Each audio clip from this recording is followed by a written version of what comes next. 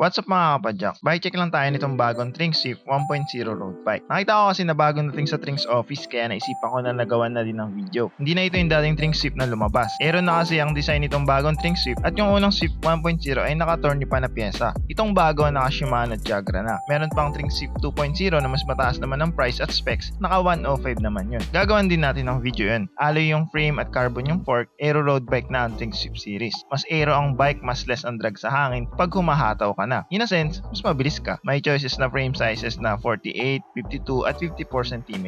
Smooth welds yung frame at maganda din ang decals. Naka-internal cabling na din kaya malinis tingnan. Sa pyesa naman, Shimano Jagra na ang pyesa, 2x10 speed ang setup, Jagra ang STI o shifters at brake levers. Jagra din ang FD at RD. Brace on ang mounting ng FD na common sa mga bagong road bike frames. Mataas na klase na ng Shimano road components ang Jagra kaya sa performance ito, swabing-swabe yan sa shifting. Yung cassette sprocket naman ay 1132T ang range na Sugek brand. 32T ang pinakamalaki na laking tulong pag may ahon. KMC X10 ang chain, Tektro alloy ang caliper brakes na may pwedeng i-adjust para sa fine tuning ng preno. Pro wheel ounce naman ng crankset na hollowed ang bottom bracket. Mas stiff at mas magana ang ganitong klaseng ng crankset. Alloy yung crank arms na may haba na 170mm. 5034 naman ang tuning configuration. Compact ang setup. Personally, wala akong reklamo sa compact na setup. Ganyan din kasi ang nakasanayan ko. Mas priority ko kasi na nakakasipa pa ako sa ahon. Pero sa mga malalakas pumadyak, maliit at maganyang-ganyan na setup na 5034 chainring at 1132T sa likod. 700x25C naman ang stock tires na CST ZAR ang model. Medyo malaki pa ang clearance at tingin ko ay kasya pa hanggang 28C. Solo ng hubs na naka-quick release na. Cassette type na din. 24 holes sa likod at 20 holes naman sa harap ang spoke configuration. Less spokes,